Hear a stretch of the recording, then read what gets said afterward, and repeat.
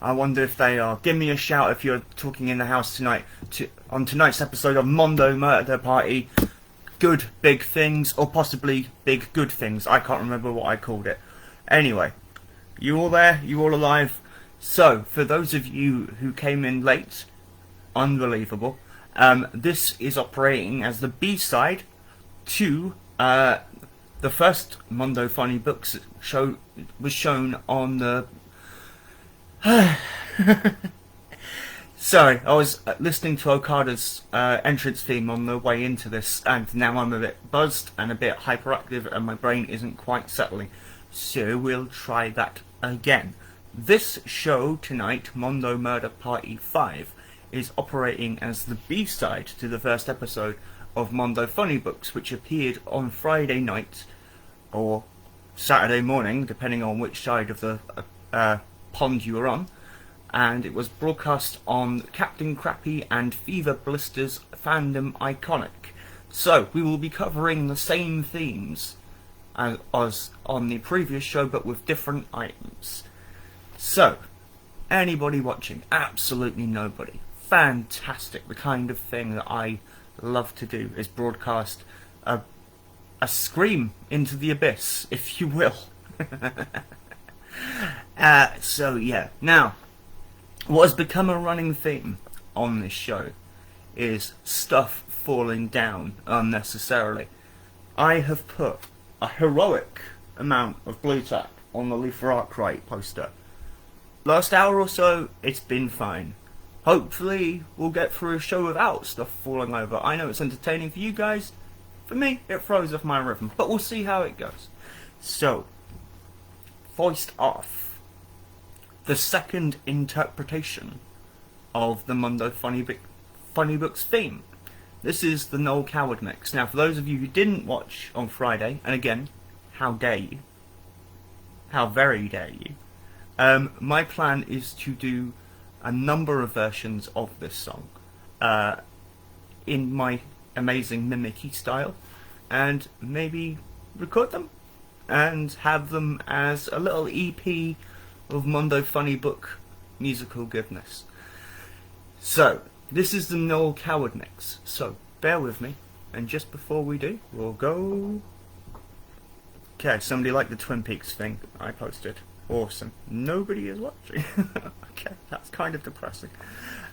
No comments whatsoever. Alright, well, we're going to leave a bit of space, and what I'd like to do is basically segregate this bit of footage, and maybe I won't even have to record it. Maybe I can just, take the recording from this and put it on an audio CD. Do people still buy CDs? I don't know. No, you're supposed to. Apparently you're supposed to buy CDs because musicians make more money out of the CD than they do digital release. So, yeah, if you're into music, buy a CD or a bit of vinyl, and it helps a musician buy some chips or some vegan dough balls or whatever it is musicians eat in the 21st century. I don't know. So, now make a cup of tea while I regale ye with a tale of long box and tats. You search for the Metabarons, you find a blasted Green Lantern. I mean, it's hardly Harriman's crazy cat. No, no. Said it's hardly Harriman's crazy cat. Few seconds silence. And yeah, there we go. That's a few seconds. Hello, Mr. Bowden. How are you doing on this fine evening? What kind of time do you call this? You've got me so irate. I'm looking at a watch that doesn't exist yet. I'm waiting for the atoms to manifest themselves Dr. Manhattan style. It's a bloody outrage. Right, so, number 2. T-shirt of the week. Those of you who are quite old, because I don't imagine this item is in the general lexicon. Hello there, missus. You alright? You got your pants on? There was a book released in 76, and it was kind of proof of concept that you could publish a book if you were a really good comic artist and you didn't need Marvel or DC or any editor to tell you what needed doing, you could just put together the work, and then you could find a publisher and it would sell, and it was really good. And it's called The Studio, and it is by Barry Windsor Smith, Michael Kaluta, Bernie Wrightson, Jeffrey Valerie Jones. It's an amazing piece of work. It's long out of print and is desperate to be an artist's edition or some kind of reprint, but I imagine, given that 2 of the principal players have passed away, it might be a bit difficult to secure rights. I don't know. If somebody else does, that would be good. This is the t-shirt of that. I got this off one of my old bosses, and I don't know how he got it. I don't know if he was mates with any of the offending parties, but nonetheless he passed it on to me, and God bless him for doing so. It's one of my t-shirts of pride. Tonight's look is obviously a bit Johnny Thunders, because I was listening to a bit of Gang War. Gang War was a band that Johnny Thunders formed for at least one album, and that's a live album with Wayne Kramer of the MC5. Gang War were great, but did sound drunk. No other way of putting it. They sounded drunk, but that album was a banger. Particularly, I'd Rather Be Out With The Boys, and their version of These Boots Are Made For Walking, and, what's the famous Jimmy Cliff song, Of The Harder They Come? It's The Harder They Come. So, yeah, if you ever see that in your travels, check it out. It's a banger of an album. Now, on to the sponsorship album. Oh, we're up to 3 viewers. Woo! And 2 reactions. What are those reactions? Get off the thing. Oh no, you're being positive. Alright, I appreciate that. I'm feeling a bit off today. I thought I might be able to mend a bridge with a mate, but I don't think that's going to happen. Sent them a couple of messages and they've both been left on read. So I'm taking that as a universal sign of fuck off. So yeah, not a lot of fun, but there you go. Right, next, the sponsors. Can I get to my hat without everything falling down? He's got to the hat. He's made it to the hat. The official sponsorship hat. So, this is a repeat from Friday's show in terms of sponsor, because I really want this to happen. Is the long and the short of it. So, we all know Miss Lady Elvira, her of the ampleness and the amusements and the sasses. She had a comic out via Marvel, which was the adaptation of the first movie, Mistress of the Dark. Then she took over House of Mystery from DC for about 20 odd issues and a few specials. Currently, she's being published by Dynamite. About 3 or 4 series, I think. Wouldn't swear to it. And back in the midst of time, she was published for 150 odd issues by a company called Claypool. And those things were long out of print now. It is indeed a spangly hat. So, this is Elvira's message regarding the Claypool issues of her fine funny book. Elvira here, and in case you didn't notice, it's the 13th, the luckiest day of the month. It's obviously not the 13th, but that's when this email was sent, right? Want to see more of me? Well, this is your chance to get a closer look at my assets in a brand new spooktacular comic book graphic novel, Elvira the Classic Years Collection. A massive 600 pages of my wacky, sassy early adventures. Don't argue with me, computer. Lots of big picture there. We crammed a whopping 26.66 comics into this terrific tome of darkness, so this is your chance to read a book that has more issues than a werewolf with dandruff. These black and white comic book tales have been out of print for decades, but now you can find them at my new crowdfunder, along with a special limited edition replica comic of the first issue from 1993. Which, you know, for us watching, I imagine sounds like last Tuesday or something, but actually quite a long time. So, what you can get he said, hoping this will work. So, by the way, while waiting for this to boot up, this is on indiegogo.com, and then just put in, like, Elvira Classic Adventure when you're searching for the stuff. So, holy moly. I'm trying to see. So, blimey. I mean, it is well and truly backed, right? But you can still get the stuff. Because I imagine some of this stuff isn't going to be around for very long. You can possibly get a signed Elvira Classic, which I presume is the book. That's $100. You can get the replica comic for $25. Alright. Not sure about that one. You can get a trading card set for $25. The Classic Years Omnibus, which is just the book unsigned and all that malarkey, for $30, which is already marked down from $40. Wow. Okay. That's nice. A coin, if you want a coin with Elvira on it, that's yours for $30. The digital library, oh blimey, all of it, 3 volumes. So that's 2 mini-series called Elvira, Mistress of the Dark, and then The Shape of Elvira. That will run you $35. You can get not a Ouija board, which is called a spectral board, because I presume you're not supposed to sell Ouija boards. Anyway, that'll run you $40. The deluxe hardcover is $45. Wow! There's a variant cover to something called Amiga Man, which is $50. A photo cover, which is also $50. Who buys comics for $50 a pop? A Virgin cover, which always makes me laugh. Black and white cover. A lithograph. They're all $50, these items, by the way. A signed classic issue one for $75.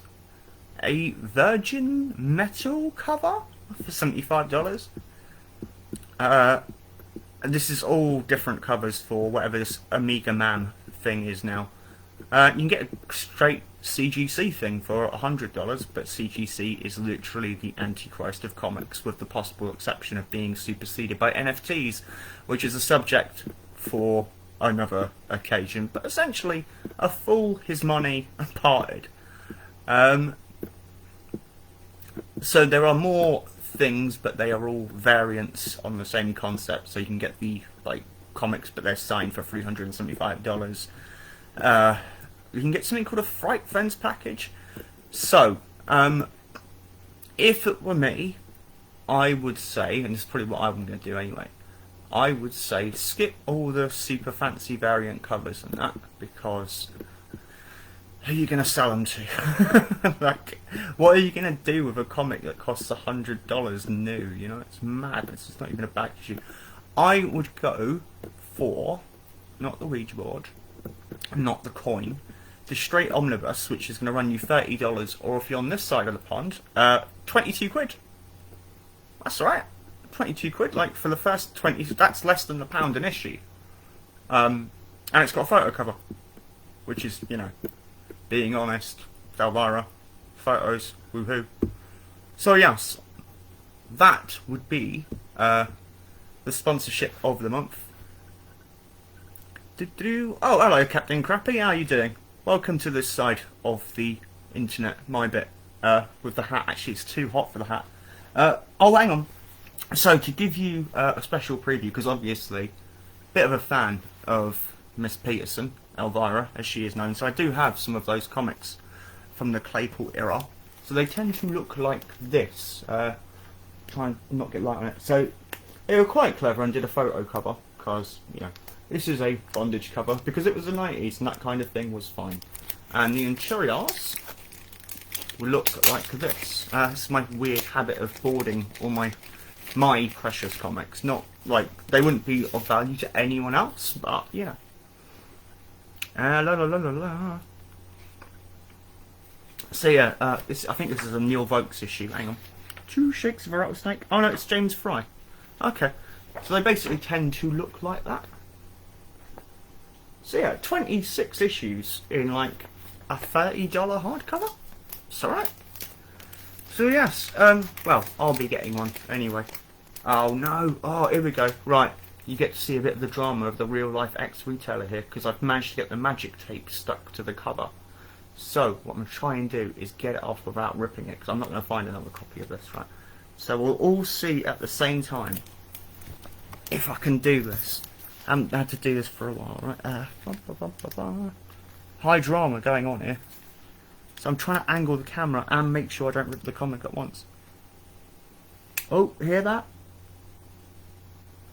Ah! Perfectly clean. And you'd have seen if it had gone wrong, because obviously on a black cover, if you rip any of it, especially a shiny black cover, if you rip any of it, then you're left with a dirty great white mark there.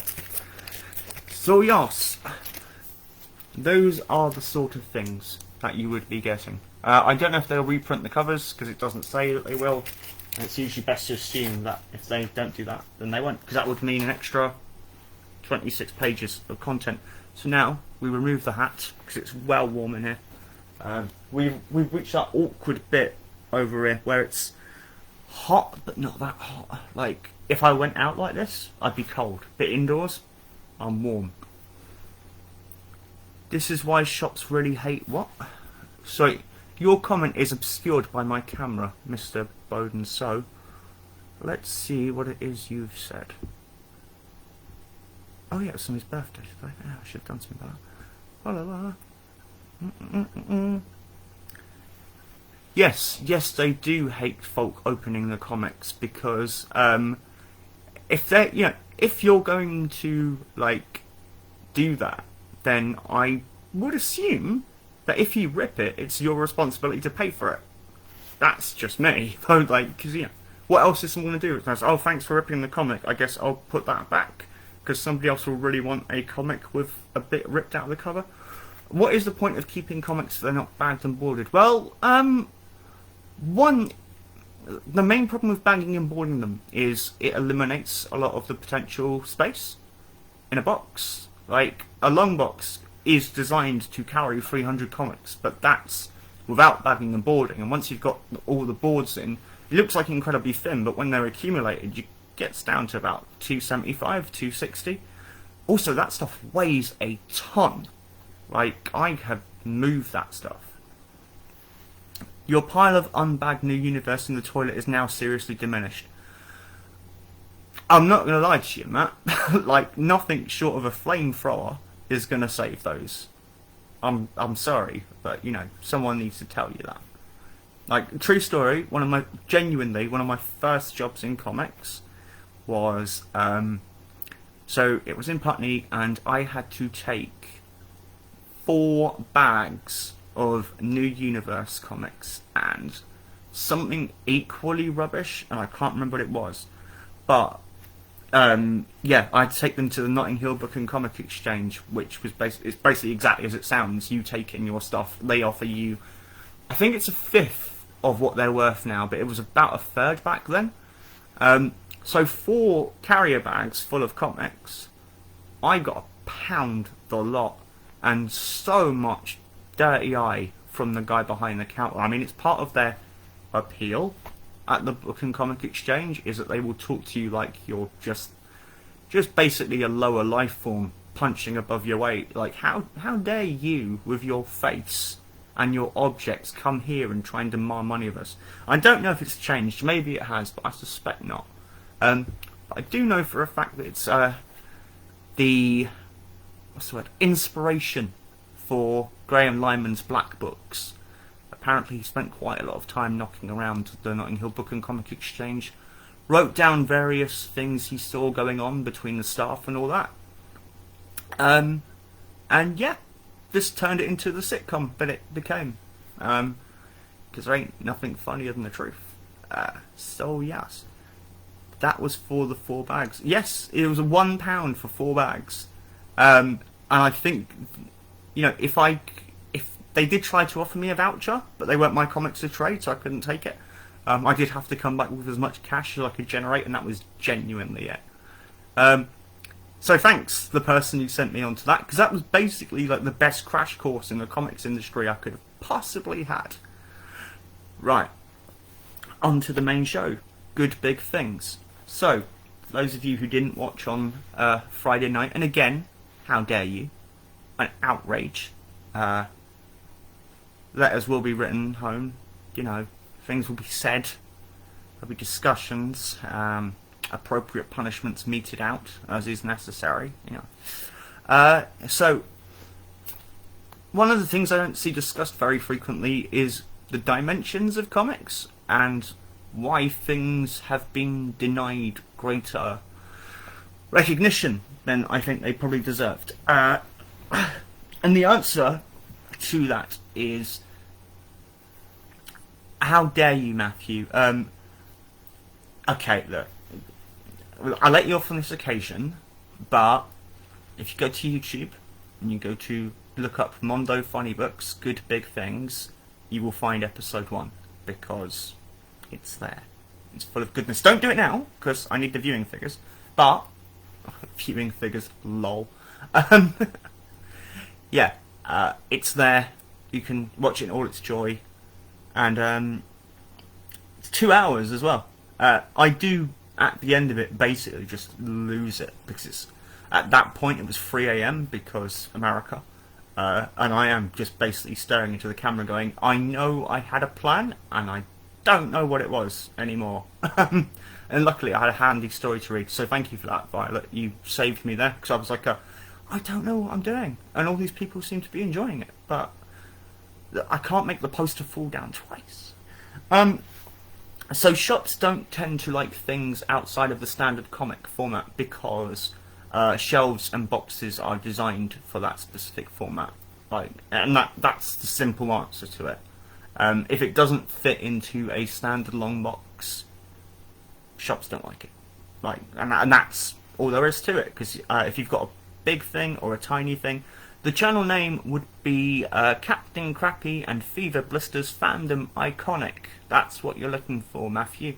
So you will find it there, and you will get a plethora of a wide-ranging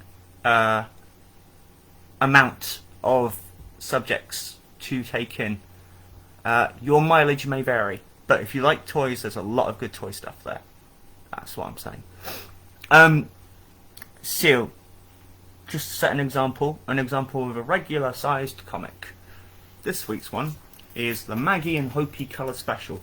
Maggie and Hopi are they were the lead characters in Jamie Hernandez's bit of Love and Rockets, which is a book divided into 2. One half is by Jamie, and that's this stuff, trying not to catch the light, and the other half is by Gilbert.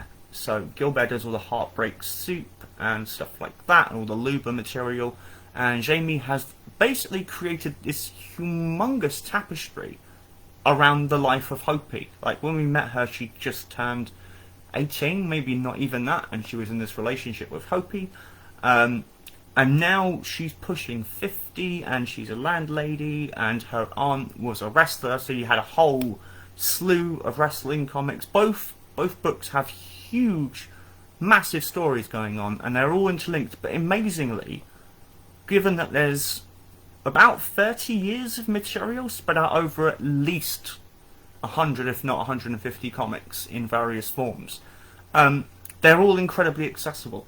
So that's why I bring up Maggie and Hopi, because the story here is literally Maggie's hot mate is coming to a pool party, and Hopi really fancies her and wants to see her in a bikini, so they go to this thing. And it's very rare. It was very rare at this point.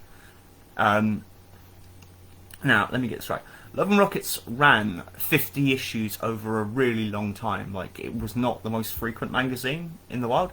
And they kind of got bored of that magazine format and got to issue 50 and said, right, there are so many other things that could be spun out of Love and Rockets, like Penny Sentry, who's one of the central characters, give her her own series, give Maggie and Hopi a one-shot, Luba, who is the principal character of one of Gilbert's comics, and her daughters, they all get their own comic each, and here's the kids' comic based on the kids' comics in Luba's world, and Luba's daughters go off to be in movies, so here is a comic of the screenplay of the movie in the comic. Stuff like Troublemakers and Maria M. Like, it's a humongous universe, and incredibly engaging. This is going to be an episode I'm going to do down the line when I get more of the material, but I had no idea when I was a teenager how incredibly unique my local library was. go to a library, I say now, pre-pandemic, right? You will find your standard Viz mangas, your standard DCs, your standard Marvel books.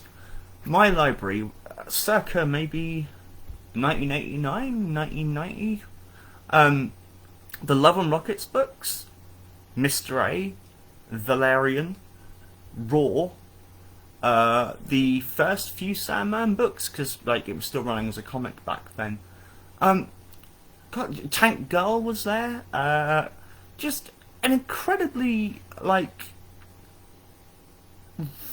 massive range of stuff that like most comic fans now would go, oh, that's a bit obscure, right? But yeah, it was just there, and I don't think, if I'm honest, the librarians were paying too much attention about what they were stocking, because like Raw and Love and Rockets in particular, a lot of banging going on in those comics, you know what I mean? And because they were roughly the same format as Asterix and Tintin, there was this really long shelf, which was all of that stuff, and Valerian was the same form. Oh, and the Epic Mebius books, and the Ink Owls, they were there as well. And this is all roughly that same form. So they just went, right, look, that shelf there, and basically kid height. So I don't know how many people's sexuality was formed by West Hill Library just not paying attention to what they sucked. But that's how I got into Love and Rockets. One of the first Titan reprints of Love and Rockets is called Ape Sex, which, even if I had to sell everything else off in my collection, I swear to God, I am going to my grave with a copy of the Ape Sex, because it's one of the books that changed my life.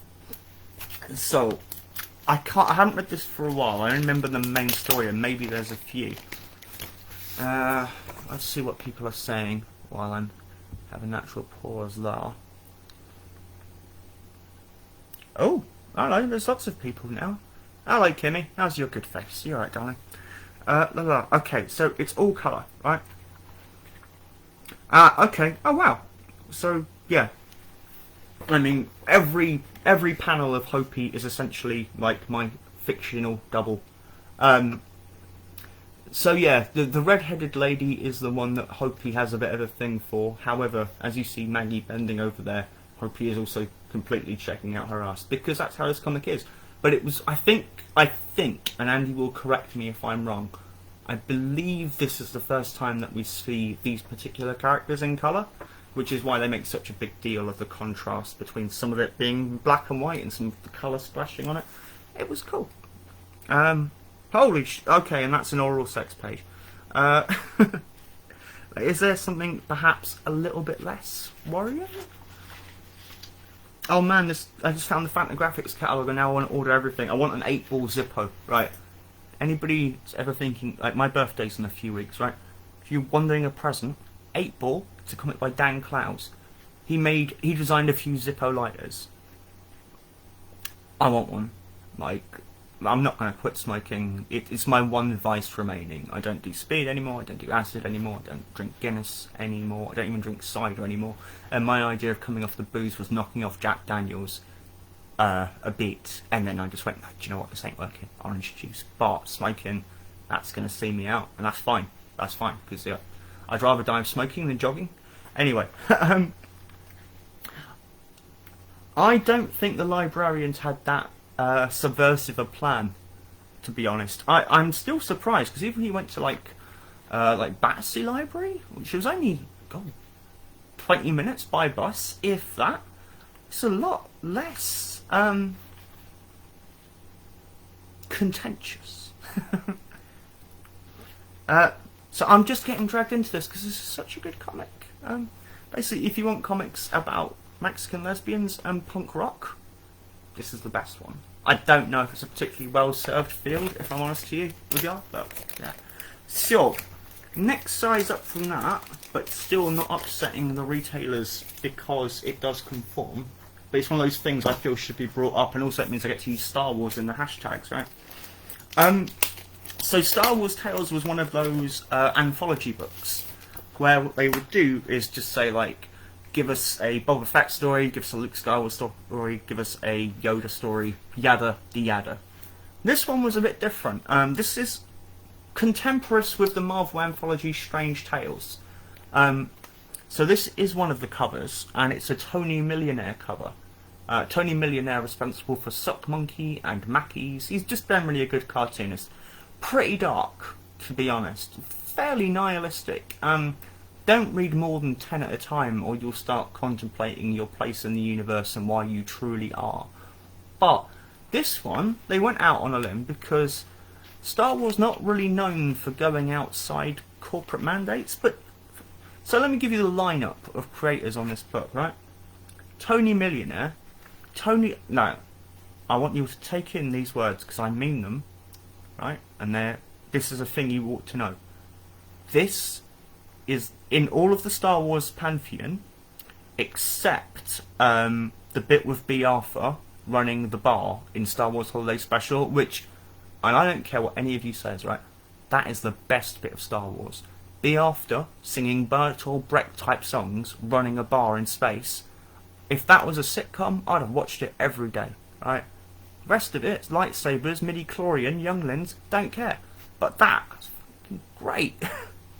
But beyond that, this is my favourite bit of Star Wars. And no, I haven't seen The Mandalorian. I probably won't, to be honest. Life is short. So the lineup for Star Wars Tales. Tony Millionaire doing the second best bit of Star Wars. The Jar Jar Binks origin story. And I don't care what your arguments are. Because if you haven't read it, then you don't have a informed opinion, right? This is fantastic. This explains exactly why Jar Jar is the way he is, and it is funny and heartbreaking and beautifully drawn, because everything Tony draws is beautifully drawn. It's the second best bit of Star Wars outside B. Arthur running the cantina in space. Fight me, as the young people say. Then you've got Jason, Fantagraphics cartoonist. Has he done any other superheroes? No, he just does these incredibly depressing stories. Then Bob Fingerman, who will come up again later, most famous for the strip Minimum Wage, which is a really good semi-autobiographical comic strip about him and his girlfriend living in New York while he gets work as a cartoonist for various porn magazines and comic strips. It's a good read in any event. So if you've never read Bob Fingerman before, read Bob Fingerman's Minimum Wage and then find his other stuff. White Light She, I think, is the other good thing. Then Rick Geary, noted cartoonist for the likes of Big Books of, that I've mentioned on this channel before, like Big Books of Urban Legends, Big Books of Angry Midgets, Big Books of Lost, Sasquatches. There's dozens of them and they're all great, so again, read a Big Book of, but he tends to do historical stuff. Peter Bagg, as in Hate Peter Bagg. He's a good stuff. He's a good cartoonist. Definitely read Hate if you haven't before. Probably more famous for having a strip in the about Batboy in the Weekly World News, which is basically the National Enquirer, but without the guilt that comes with buying the National Enquirer, because it's one of those magazines. It was really horrible to find out that they'd paid Stormy Daniels to shut up about her affair with him, who we don't have to mention again. I don't know about the rest of you, right, but just waking up this year and going, I don't care what Donald Trump thinks about anything. It's great. Sorry, little diversion there. But yeah, the Weekly World News, if you've not read it, it's like the National Enquirer, but without the guilt and the horrible right-wingness that comes with purchasing such a magazine and going, what am I funding for this, though? And finally, Gilbert Hernandez. So, I gave you a bit of Jamie. So, a bit of Pete Bagg, Chris Epalos, James Coachella, as in American Elf, James Coachella. Yeah, and then Gilbert Hernandez of Love and Rockets just doing a Lando Calrissian story. Because that's a thing that happened. So yes, Star Wars Tales number 20. It is a standalone anthology issue. You do not require any other issues to understand this, because it's all like 5 or 6 pages or 2-page stories in itself. It is the great anomaly of licensed comics in that it is a book by people who are really good at cartooning, but you wouldn't tend to find them on this side of the corporate spectrum. So, yes, that's a good one. Oh yeah, I keep on... See, I'm so well trained on the other channel that I keep thinking I need to check the chat, but I don't. Like, because there's not a chat on here. There's just a few odd messages. So that's alright. You are deathly afraid of what? I don't know. Let's see what you're deathly afraid of, Matthew. So, what happens is...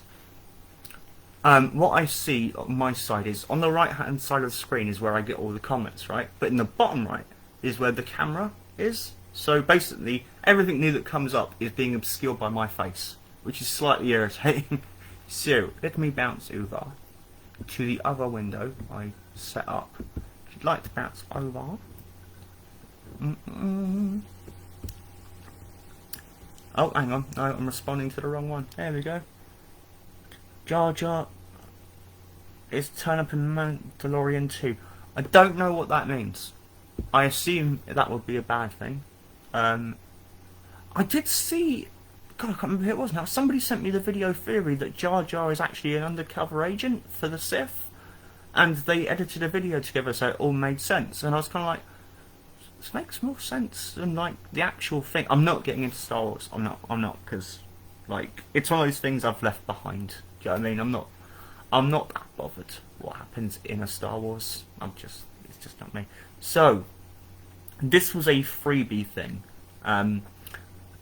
And we got them in the bundle that you're going to see now. But if it was sold as a regular comic or something, I suspect retailers would have just said no. But because it was a freebie that we got every 6 weeks, I wouldn't sell it to it. We got a little fake newspaper from Dark Horse called Dark Horse Extra, which was great, right?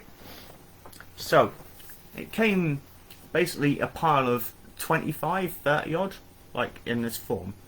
And then you pop it open, right, and you get the first bit.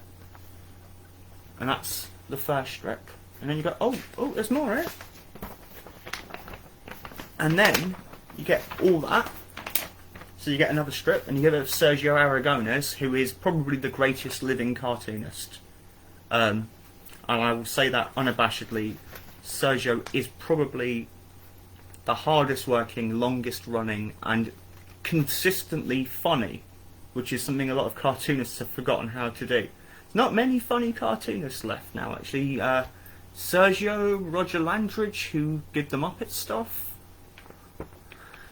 Bert Breathed, who does Bloom County.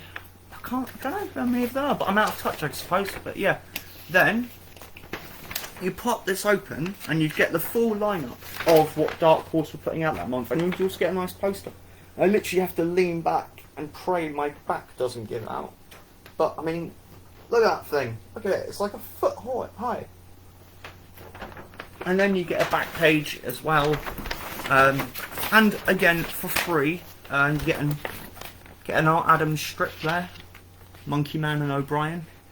Giant naked O'Brien knocking about on Earth. I don't know what that's about. I can't remember. I'm sure it makes sense in the context, and that's the important bit.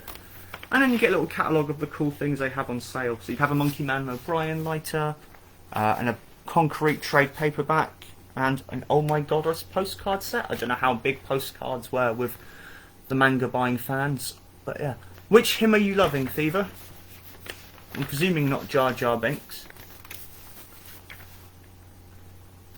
Ooh, there was a video of Astro S. Oh, okay, that's going to be worth hunting down. So, that's a sidebar I wasn't expecting. So, Mike Allred, who is a very good cartoonist, the Ecstatics, Madman, Fantastic Four, Silver Surfer, just generally lovely bloke who does amazingly good cartoons and beautiful looking man as well. I don't mind saying it because he is. Sergio, oh yeah, he's great. There's no such thing as a bad Sergio comic. I did find his Blair Witch comics, which was a bit of really? Sergio did Blair Witch? Okay, cool. And they're quite funny. And he also did Sergio Stomp Star Wars, Sergio Massacres Marvel, Destroys DC, and did stuff for Plop and Mad, and he wrote Backlash with, I can't remember who drew it now, but yeah, he's just been around forever. I can't quite remember the exacts of it, but I believe Sergio got his start as a cartoonist when he was a physical performer, at a performing arts theatre that Alejandro Jodorowsky set up. So yeah, basically Alejandro Jodorowsky is the root of all goodness in the world, and I can prove this with an Etch-a-Sketch and lasers. So yeah, so Mike Allred was also a film director for a bit, and he did 2 films, I think. He did one called Astro-esque, and the other one was, G-Men from Hell. I caught G-Men from Hell when I was in Washington, D.C., and like the one cinema it seemed to be showing in America. I didn't go to America to see that, but, you know, lucky circumstance. So yes, and Astro-esque was another one, and apparently there was a VHS release. So, yeah, probably going to try and track that down. I'll let you know how it is. Now, on to big things. But good big things. But first, I'm going to crack open a drink. Where are we for time? 40 minutes already. Holy moly. Alright. Wow. Okay, again, I might have to power through it. So I'm going to try and keep this under an hour. I don't know why that is, but I kind of have an hour's good. Okay. I can probably find a different reason to do Batman another time. However, this was one of those things I was given, just to fit into Fever's theory that I'm a brat that people give things to because I bully them into it. It's not true. I'm just incredibly lucky. People give me stuff. I don't know why it is. Well, on this occasion, I do know what it is. When I was working at 30th Century Comics, they had a very strict aesthetic about what they wanted in, right? There are certain things that were just, no, like, we only have a limited amount of space, we're not doing too many new comics, this is the kind of stuff we want to stock, this is stuff that we've bought in all as part of the collection. Hey Bellin, how you doing, darling? And so, they would just be like, Nev, you seem to care about this stuff more than we do. So, they gave me my first issue of Alf, the UK edition with the sticker, and the Toxic Crusaders, again, with the badge, because they're like, we just don't want it. Because, like, they have a phrase called modern muck, which basically refers to everything published after, I don't know, 1989 or something. So, when I got really excited about the Ren and Stimpy comic, like, they were like, do you want this issue one with the sticker? I'm like, yes, yes, I do. And also outside of their aesthetic would be lowbrow art stuff. So I don't know if you know what it means, but there's a magazine called Juxtaposed, run by Robert Williams. I think Robert Williams is a genius, like genuinely, not the hyperbolic way of saying this guy's really good. He has a theory about art, which is all the purchasing of art is essentially people buying the validification of their imagination. Because what you actually have, to break it down to the William Burroughs theory of at the end of your fork is flesh, right? All you've really got is an object with some paint arranged in it, and everything that comes from that arrangement is your appreciation of it. So all you're doing is buying the validification of that, right? You're going like, oh, I see this in it, so if I buy it, then I will have it around. And that's how he's always viewed art, and just does it anyway. So he's got a few books out there. Tortured Libido, is it Tortured Libido? Tortured Libido. There's like 4 or 5 others, and they are just out of my... Oh, hang on. You don't mind, I'm just going to go get them. Are you right with that? Give me a sec. Engage him, Alf. Right. There's Alf. Be taller. I can't make him taller. I've written myself into a corner now. Right. Except you can't see him because that's not where the camera is. There you go. Alf, you've let the side down, mate. I don't know what's going on. Do-do-do. Brought to it. Oh, I thought I had more than that. Ah, there we go.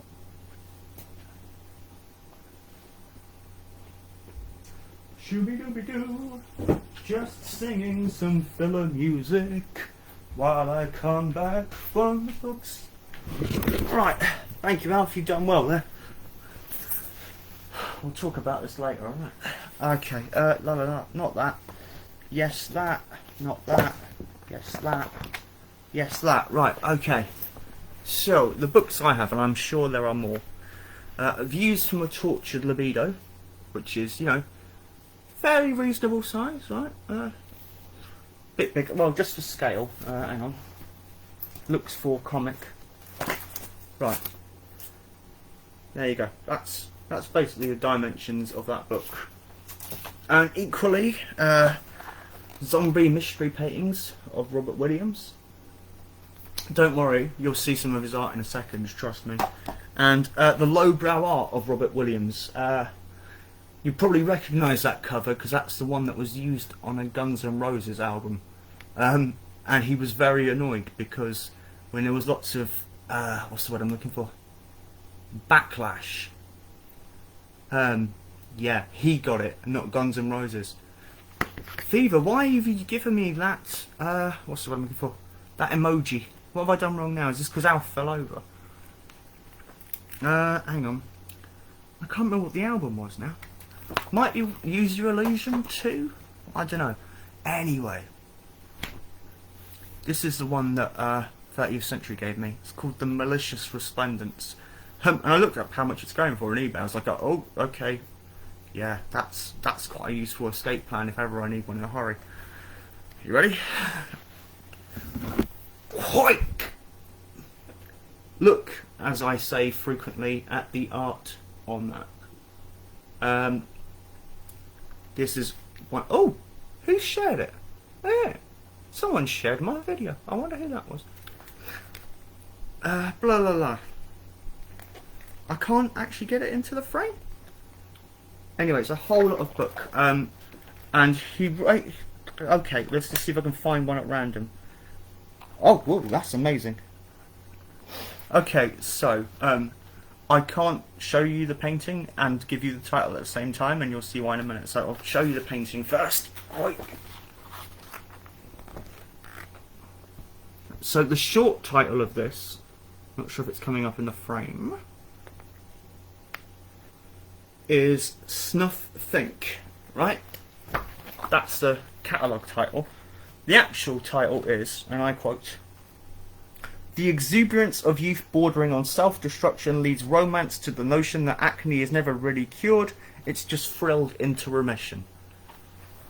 All of his titles are just like poetry, like actual poetry, not just like fancy words that certain goth writers who are the comics equivalent of Rich Curtis do with the pseudo-profoundness stuff, but actually like there is a deeper meaning to this stuff. So yeah, this is one more good big thing. It's worth the amount of physical space you lose from having it. So, rapidly ploughing towards... Oh, well, not that rapidly, still got 10 minutes, and I think that last thing will probably take 5 minutes. So yes, but we can skip that, because this is a much better demonstration. Skip those two. I'll find a different time then. This is a thing, I can't remember how you got it, but it was definitely released in 2017 and cost £5. It's a Spirit, well, it was a Will Eisner newspaper. I had to send one of my amigos in to get me a copy. This thing's obviously, as you can see, humongous. Because if you figure I'm about 5'9", and this thing is about maybe a quarter, maybe a third of my body, right? That's a lot of comic. So yes, what do you get if you pop this open? He says, praying it does not rip. So let's just go for it. Whoa! Okay, that's kind of awesome. So what this is an anthology of people doing Eisner or Spirit strips. Sometimes doing it in their own style, or sometimes trying to keep it. So you've got a Chris Samney strip here on my right. Oh, bit of gravity. So yeah, it's just frigging beautiful. And I've always said, like, one of the great problems with comics is the desperate desire to adhere to an obsolete format. There's no need for comics to be the size that they are. You can basically just do what you want, but it does break down to, well, I mean, it's 6 of one and half a dozen of the other, isn't it? Retailers don't like it because customers don't tend to buy them, because they don't fit too well in the boxes that exist. So if you buy in a collection, there's a magazine box, the chances are in that box you're going to find hard-boiled and big numbers and Barry Windsor Smith Storyteller and all the big stuff in the same box, because, like, what else do you do with it, right? I'm just, whoa, okay. Oh, there's a strip by Seth here, that's rather good. Sorry, I hadn't realised this wasn't stapled, so it has a habit of falling apart exactly where I want it to. But Seth, not a man basically known for your superhero adventure strips, but has done it here. Was it him who did? No, that's Chester Brown. I always get those two mixed up. And not anthology, autobiographical cartoonists.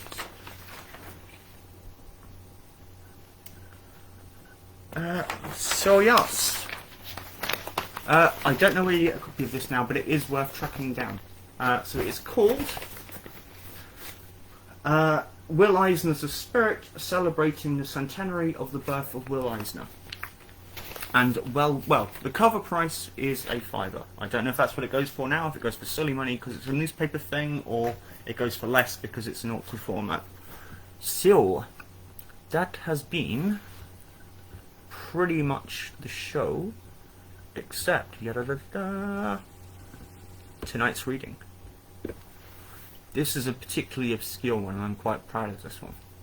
So, I have a quiet agenda to highlight the work of women in comics, because it's a thing that doesn't get done enough, especially if you're not like doing a Marvel or a DC book. There's a tendency to just look at the work of women as like some weird niche minority thing, and it's rubbish, and I have a platform, so I feel duty bound to exploit it in a positive way.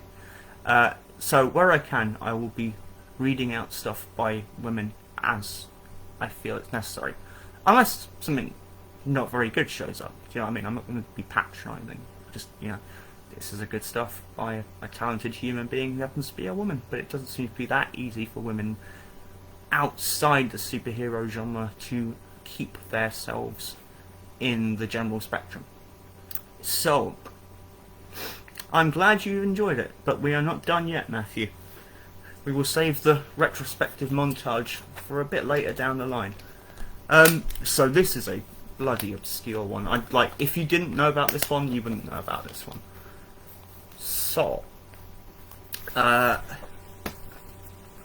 Fantagraphics, who publish Love and Rockets and 8-Ball and things at Peanuts, I think, like they started doing a collection of those. Done lots and lots of good things, but for some reason that has never ever translated into money. So what they did in the mid-90s was start a porn line, which also had phones, the phone line attached to it. I'm sure I've mentioned the dinosaur sex comics before, and I will again, because it's one of my frequent tropes of, this happened. So they had Eros comics, and it was basically a porn line, and they had stuff like Gilbert Hernandez, who span off the Love and Rockets comics into a porn saga called Birdland, which is basically the adventures of Luba's daughters. I mean, I might do it for a reading, but I'd probably want a reading partner for it. Anyway, but they seem to sneak lots of other weird stuff in there, and one of them, so I talked about Bob Fingerman earlier on, right, the guy who did Minimum Wage and White Light She. He's got quite a lot of obscure projects under his belt. People tend to think that Toxic Gumbo is the first comic that Lydia Lunch ever wrote, and that's not true. She also wrote Bloodsucker for Eros Comics, as drawn by Bob Fingerman. So that is the subject of tonight's reading, and depending on how long it goes, I'll either do it all tonight, or I'll split it, and the second part will be in the second episode of Mondo FunnyBooks. So we'll see how it goes. I think I might need to break out the... Nope, I can't do that because I don't know exactly where they are. And at 5 minutes 45, I think we could probably get through this. So, this is Lydia Lunch, Bloodsucker. Ever since adolescence, I've been obsessed with blood. First my own, and then of course the blood of others. I remember my initiation into womanhood at the age of 13. I was changing in the girls' locker rooms at St. Stanislaus High School. I was already hated by most of the other girls, who I assumed at all being jealous because I was bound to make the varsity cheerleading squad, which I was trying out for that very afternoon. 3 of the older girls walked by, snickering curses and condemnations. When it came to the tryouts, I started suffering with severe abdominal cramping. I thought it must just be nerves. I began my 10-minute routines, splits, cartwheels, somersaults, handstands. A crowd began to gather, the entire football team. I was delirious. They loved me. It wasn't until I was back in the locker room getting changed that I'd realised I'd been bleeding. My first period. I was so proud. Of course it was rumoured that I did that on purpose, inspiring the lust of the entire football team while garnishing sympathy from the coaches, who, assuming I was traumatised by my mishap, unanimously voted me in, and I made it. That night I had a date with the captain of the football team. He picked me up in a '67 matte black Camaro. We drove up to Stoner's Peak, the local lovers' lookout. I thought we were going to the movies. He defended his motives by muttering something about fresh air and full moons. He started pouring at me the minute we pulled over, 6'3" of solid rock. I was squished into the black leather interior. Panting like a St. Bernard in heat, he started pleading like a baby. I sprang from the car, running for cover. He barreled out, chasing after me. He tackled me into some rose bushes, scratching his throat in the branches. A thin dribble of blood fell from the puncture, making tiny red pearls on my left cheek. The rhythmic, pulsating liquid hypnotized me. I counted the heartbeats between the blood drops. It was beautiful, and I was in love with the blood. With eyes wide, I lunged at the wound, sucking furiously, perhaps with a subconscious desire to replenish the lost nutrients which were for the first time flowing freely between my thighs. Inflamed, I sucked ravenously at the now gaping wound. He went nuts, which I mistook for ecstasy. I sunk my teeth in for the kill. He fell over, gasping. I climbed on top of him, shoving my moist crotch against his mouth. And now it's your turn, I instructed. He started licking like a puppy until I was bucking and braying, gushing a sticky, sweet puddle of blood and cum all over his greedy face. My first orgasm. Fantastic. I never saw him again. My bloodlust, once whetted, was soon to grow insatiable, and began cutting myself. I'd sneak into the bathroom, lock the door, open the medicine cabinet, and pull out the straight razor. Fondling its luscious length, the finely boned instrument was gorgeous. I'd lovingly tongue its slender width from handle to hip, and then with one swift slash, my belly and breasts, the beloved target, wet red release, life's blood. I was hooked. My own blood could no longer quench my monstrous appetite. I began prowling the streets for innocent victims, at first using a hypodermic needle to extract small amounts of blood of the much longed-for liquid. I would gather the vials from that day's take, examining closely the individual specimens. I felt as if I could read whole histories into each sample and would fantasize over my analysis. Whole scenarios played themselves out. This one, a renowned brain surgeon, that one, an amateur boxer who ended up on Skid Row.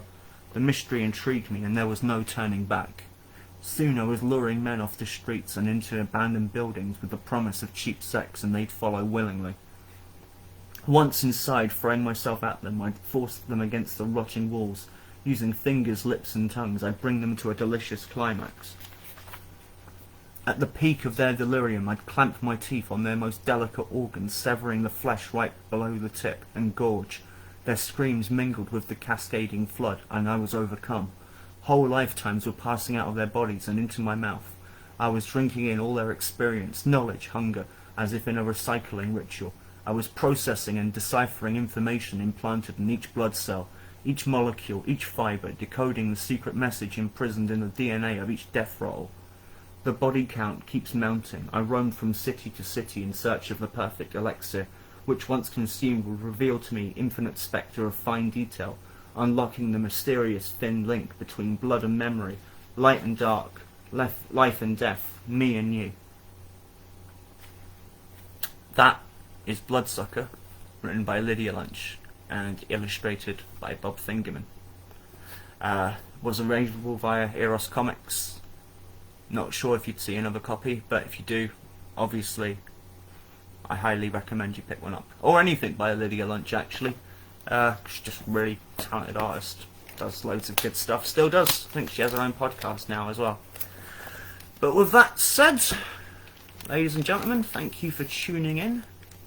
It's been a bit more of a relaxed night than normal, I think. But it's been a fun one. Thank you for joining me. As usual, the Patreon is patreon.com, nevsagogo. Help pay for me to find fine bunny books to talk to you about. And with all that said and done, last song.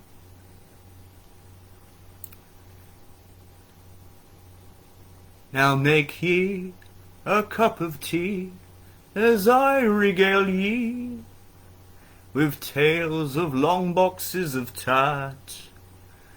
You search for a meta baron, he'll come back with a bloody green lantern. It's hardly Harriman's crazy cat. No, no, no. It's hardly Harriman's crazy cat. Good night. Kiss your mum on the mouth for me.